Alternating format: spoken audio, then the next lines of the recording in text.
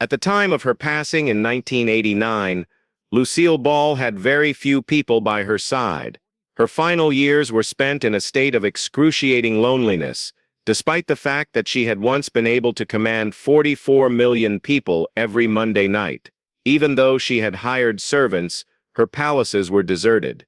The children of hers did not come. Even some of her most prominent pals in Hollywood became absent one by one. What was it that caused the most well-liked comic in the United States to become a recluse? The solution involves a family secret, money, and betrayal, all of which contributed to the destruction of everything she had created. The beginning of the Ball's life was filled with anguish. The typhoid sickness that her father contracted took his life when she was just 3 years old. The event took place in February of 1915. He had just turned 27 years old, and her mother was expecting Lucille's younger brother at the time. The fact that her father worked for a phone business meant that the family had been moving around quite a bit of the time. They had previously resided in New York, New Jersey, and Montana before finally settling down in Michigan, which is where the ailment manifested itself. Following the passing of her father, everything began to fall apart. As a result of her mother's depression, she was unable to provide care for the children. The decision was made to place Lucille in the care of her aunt, while her younger brother was transferred to live with their grandparents. After some time had passed, Lucille would explain that her youth was influenced by both loss and bad luck. She will never forget a certain occasion from that period of time. On the very moment that her mother broke the news to her that her father had passed away, a picture fell off the wall. Lucille then became aware of birds, specifically small gray sparrows, pecking at the window of the kitchen. In spite of the fact that it was a peculiar particular, she was unable to forget it. Ever since that day, she has been utterly scared of birds.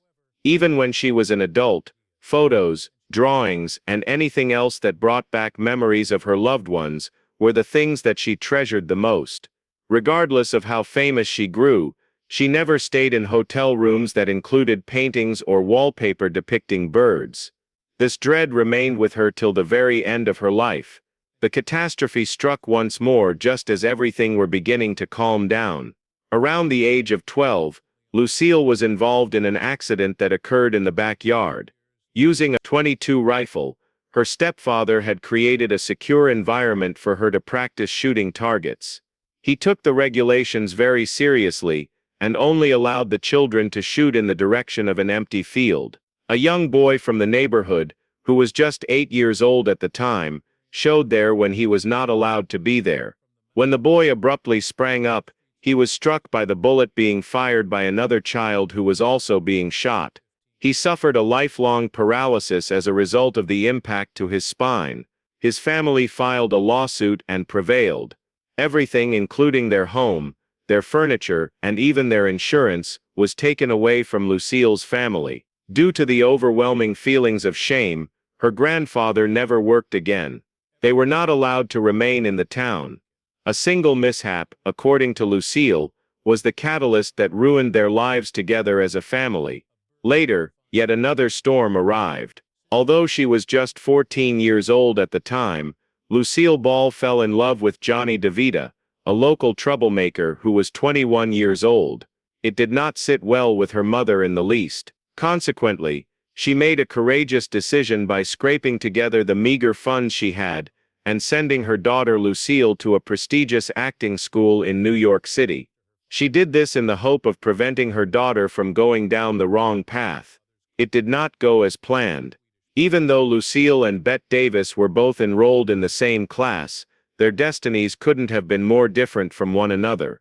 While Davis was doing well, Lucille was having a hard time. Not a single item was glossed over by the instructors. She was told unequivocally that she did not possess the necessary skills. It is even said that they returned the money that belonged to her mother. Lucille was informed that she lacked any talent. In subsequent years, Lucille stated that the only thing she had learnt from that experience was how to be afraid. Despite this, she was not broken by the rejection.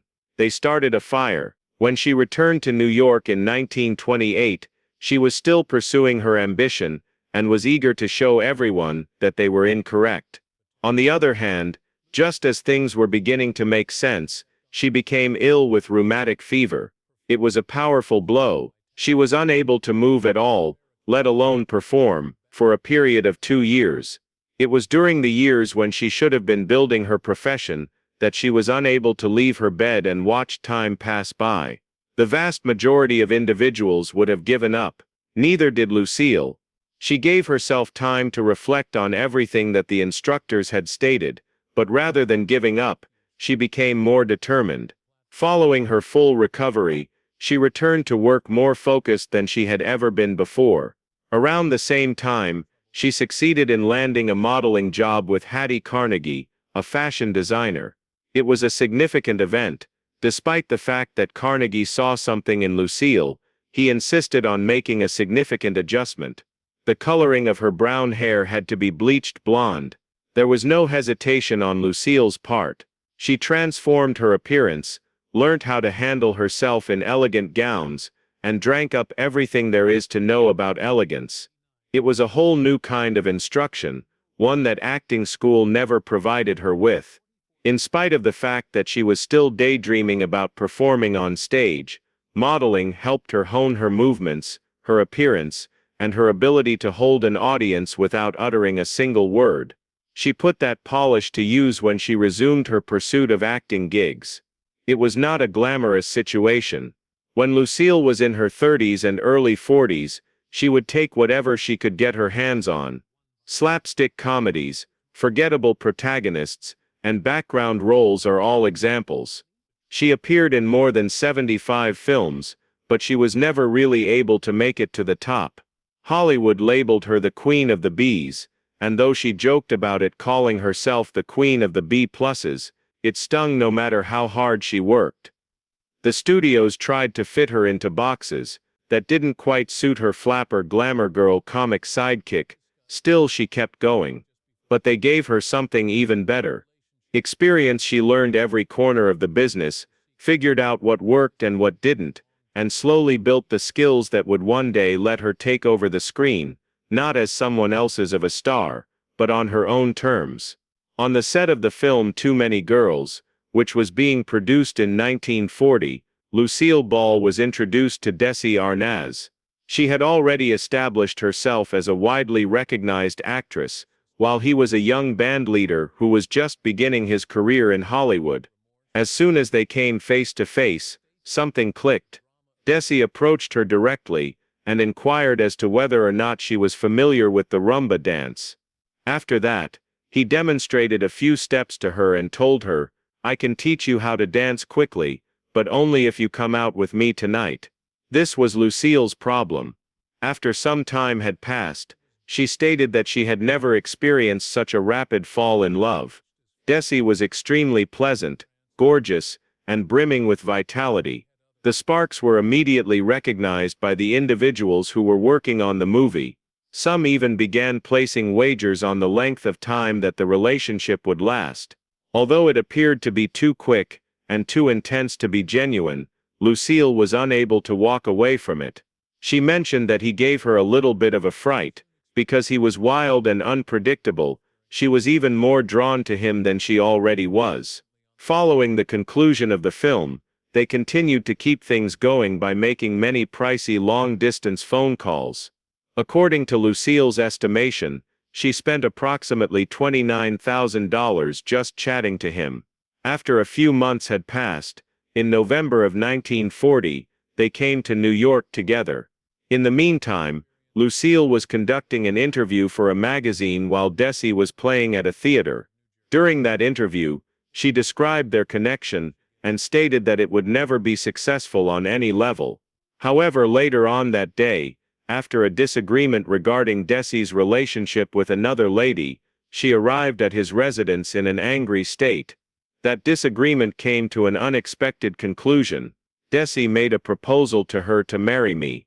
Just 6 months after first meeting, they jumped in a car and went to Connecticut, where they engaged in an elopement that very same night.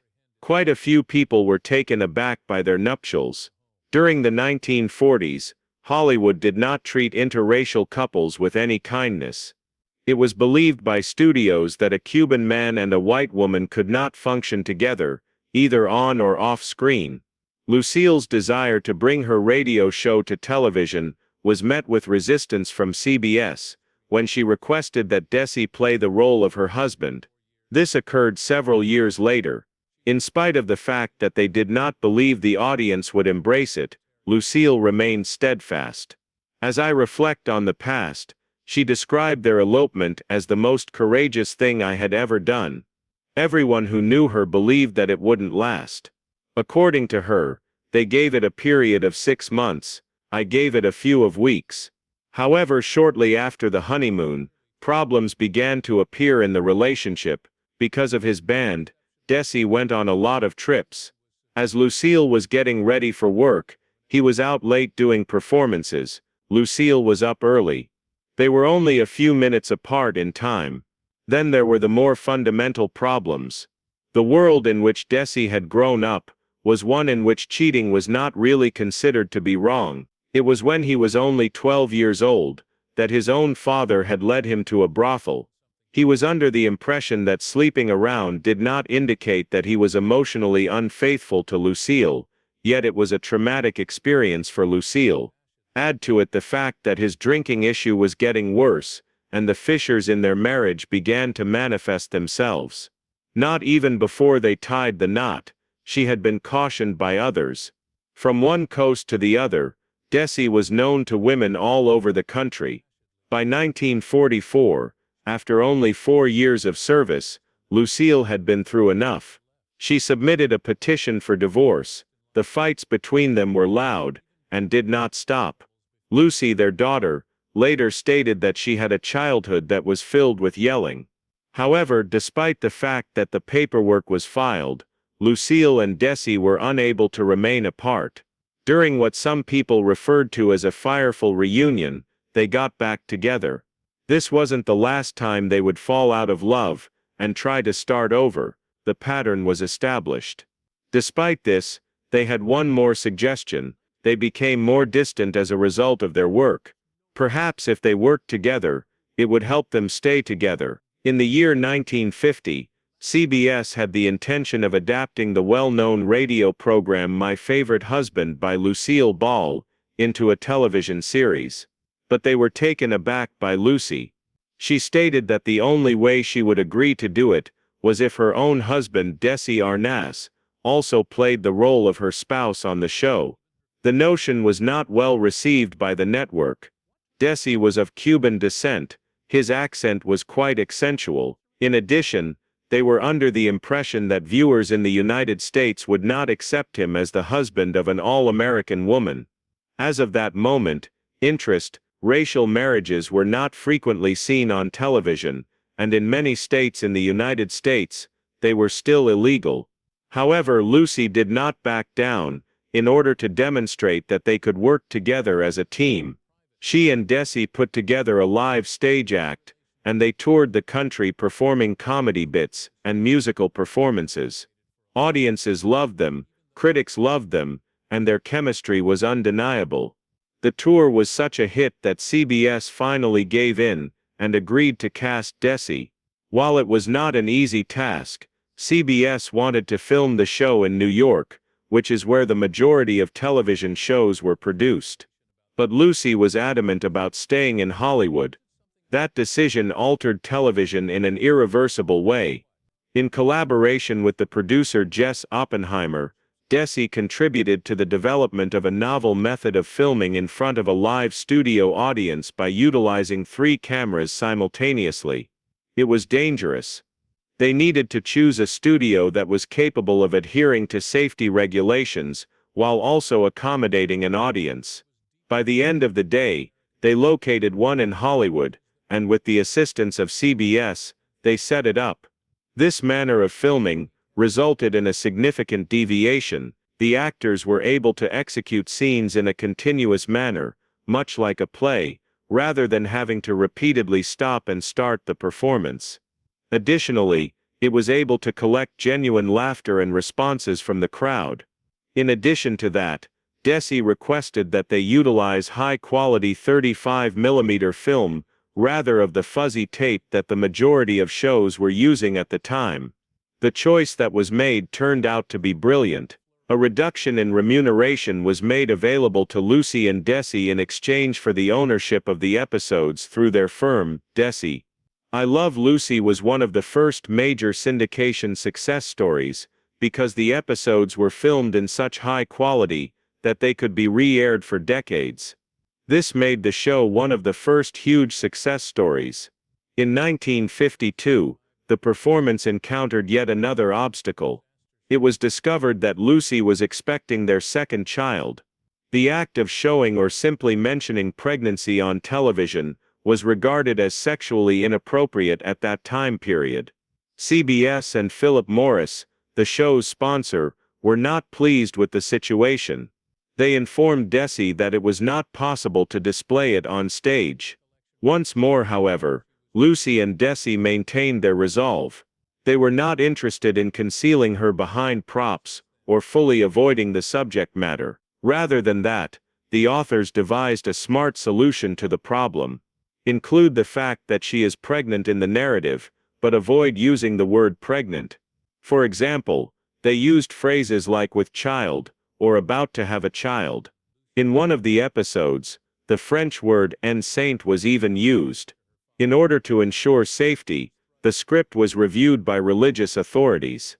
By the time the episode in which Lucy gives birth was shown in January 1953, which was also the day that Lucy actually gave birth to her child, 44 million people were watching the show. According to the legend, the consumption of water across the nation decreased during the broadcast, because people did not want to miss a single second of the action. I Love Lucy became unstoppable after that point in time. Throughout 4 of its 6 seasons, it was the show that garnered the most viewers across the nation. It was still at the top of the ratings when the show ended in 1957, which is something that only 2 other shows have accomplished since then. The Andy Griffith Show and Seinfeld. An Emmy Award was given to Lucy for Best Comedian. Moreover, Desi and Oppenheimer were awarded Emmys. A total of 5 Emmys were awarded to the show, and it went on to become a significant landmark in the history of television. The television show I Love Lucy continued to attract new viewers even after it had stopped. All throughout the world, reruns were broadcast. One vote conducted in 2012 ranked it as the finest television show of all time. Over 8 million people watched a colored version of a Christmas program in a single night in 2013. This accomplishment occurred in 2013. Even after more than 60 years had passed since it had first aired, Lucy and Desi's show continued to make people laugh.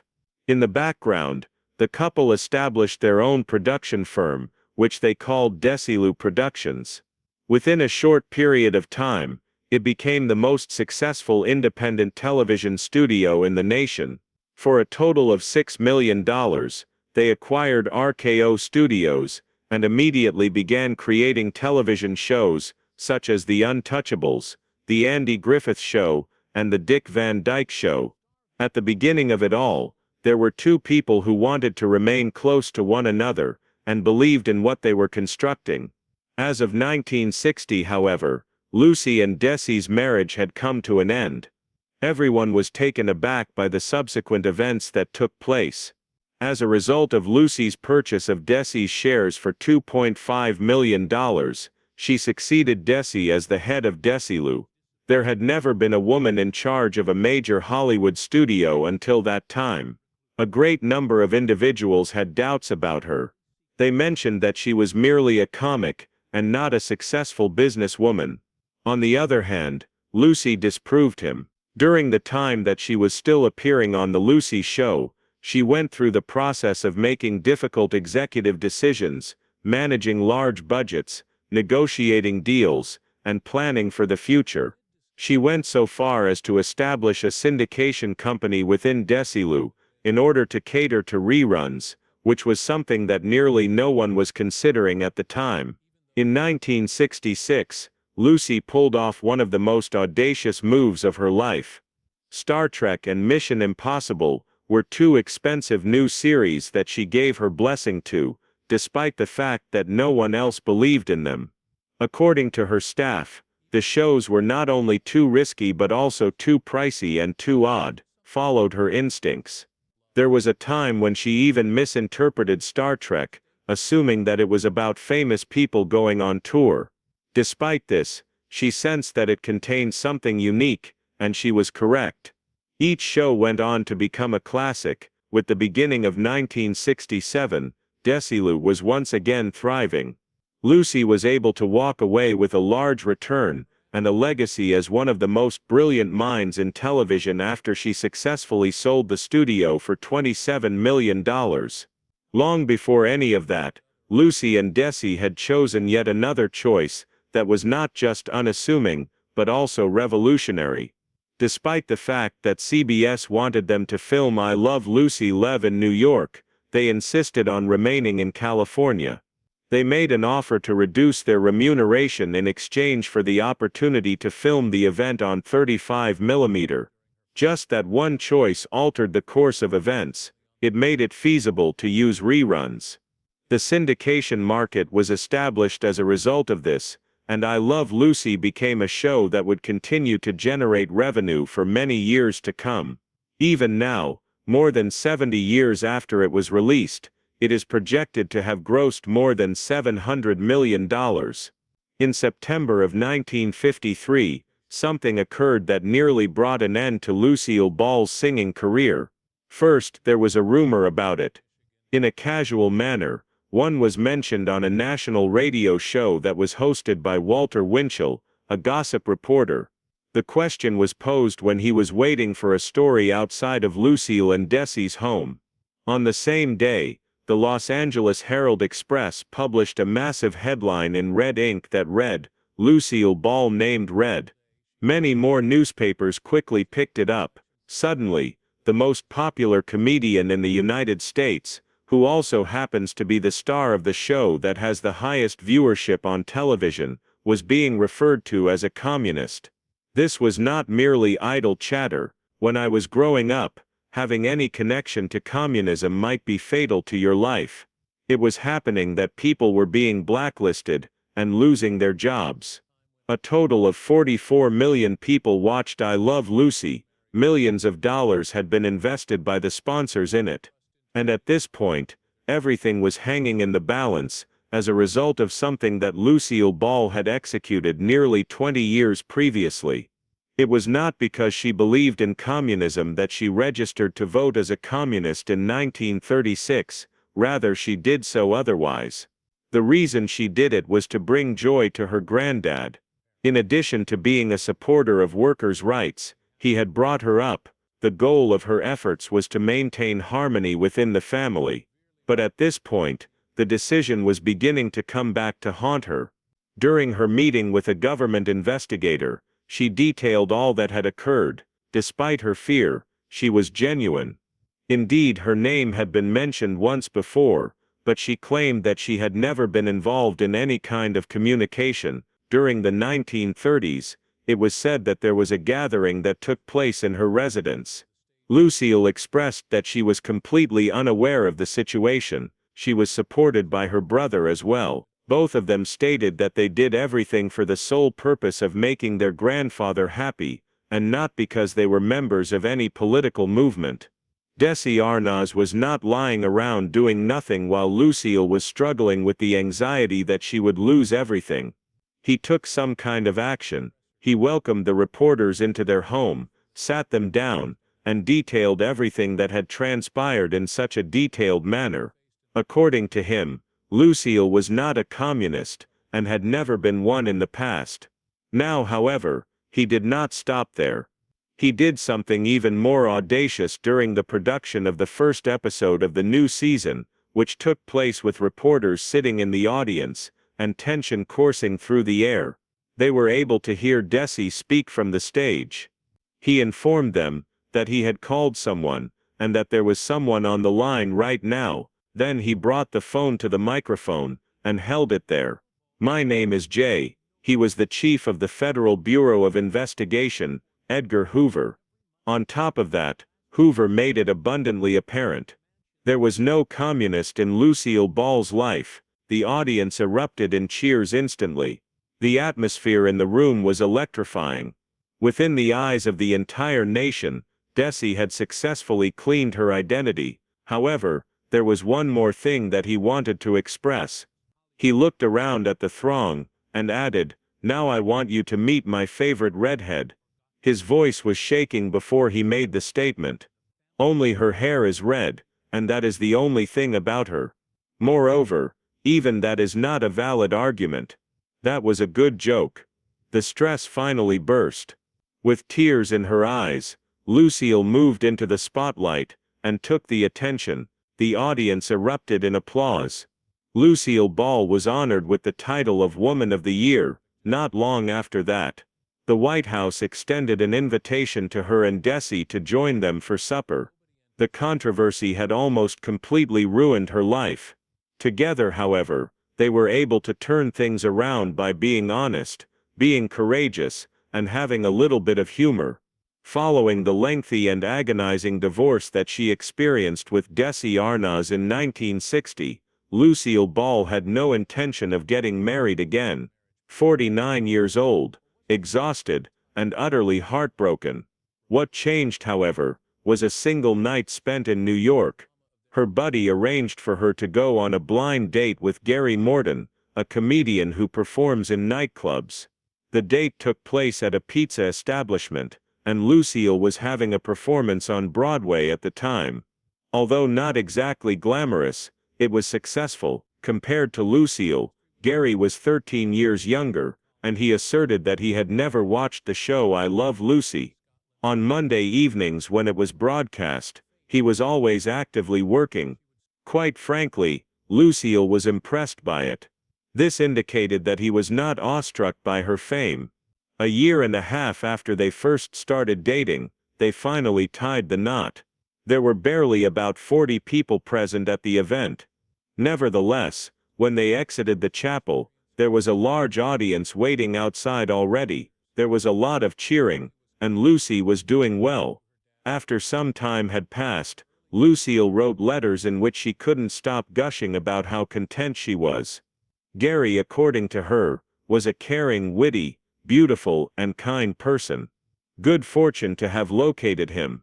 Over the course of nearly 28 years, they were married until the day she passed away. At the time of their encounter, Lucille had just begun her one and only Broadway show, which was called Wildcat. Nothing went according to plan, despite the fact that it was intended to be a huge success. The opening night was delayed due to a snowfall, which caused the trucks that were carrying the sets to become trapped on the highway. Because her company Desio Productions had put a significant amount of money into the event, the level of pressure was quite high. They anticipated that she would perform in a manner similar to that of Lucy Ricardo from television, but the role was totally different. As a result, Lucille began modifying her performance by incorporating jokes and facial gestures that were reminiscent of her television role. It was of no assistance. Her health suffered as a result of the stress, and the reviews were not particularly positive. She occasionally became ill, which resulted in the show having to be cancelled. Later, on a night in April, she passed out while performing on stage. They attempted to put the event on hold so that she might get some rest, but the musicians' union insisted that they were still entitled to payment. It was determined that the costs were excessive, and the show was terminated permanently after only 171 performances. It was a difficult time in her professional life, and things did not improve at home. During the year 1970, Desi Jr., Lucille's son, began a romantic relationship with the actress Patty Duke. Patty was 23 years old, and Lucille had no sympathy for her at all. Despite the fact that she was 6 years older than Desi Sever, when they were married, she was now quite angry about the relationship that her son was having with another woman. She issued him a series of severe demands. If he did not put an end to it, he would be expelled from the house, be removed from the will, and be completely cut off. It was Desi Jr. belief that his mother was primarily concerned with safeguarding the reputation of the family, stated that she did not harbor any resentment, but that she was extremely hurt. Despite the fact that she had noble intentions, she believed that she did not deserve to be viewed as a threat. In addition to everything else, she was also dating other people, including the actor John Aston, and she was currently dealing with challenges related to her mental health. However, the relationship with Desi Jr. continued to be sporadic and inconsistent, and then the scandal broke out. Just a short time after getting married to a man named Michael Tell, Patty became pregnant. Even though the marriage was just 13 days long, speculations began to circulate that Desi Jr. was the true father of the child. Lucille was obscenely shocked. The last thing she wanted was for this to happen, after she had spent years meticulously cultivating a public image that was wholesome. Subsequently, Patty revealed that she had allowed people to believe that Desi was the father, despite the fact that she was aware that he was not. Not only did she not lie, but she also did not make any changes to the story. The journalists went absolutely crazy. In 1971, when she gave birth to her son Sean, the hospital had to conceal his name in order to prevent reporters from approaching the scene. A visit was paid to the infant by Desi Sever, and Lucy, who is Desi Jr. Essie's sister, she did not Lucille. After a number of years, DNA testing revealed that Michael Tell was Sean's biological father. However, Desi Jr. continued to be a part of Sean's life. Regardless of everything, they shared a connection, but the harm had already been done. As well as the drama, the gossip and the headlines. It turned out to be precisely what Lucille had dreaded it would be. Due to a scandal that she was unable to prevent, the name of her family had been brought into disrepute. The majority of people anticipated that Lucille Ball's career would decline after the conclusion of I Love Lucy in 1957. Quite Lucy was not quite finished. The opposite is true. It was in 1962, when she made her return with a new show called The Lucy Show. The fact that it became even more successful than her last one came as a complete surprise to everyone. In the year 1968, she was once again riding high, but she took a move that was unexpected.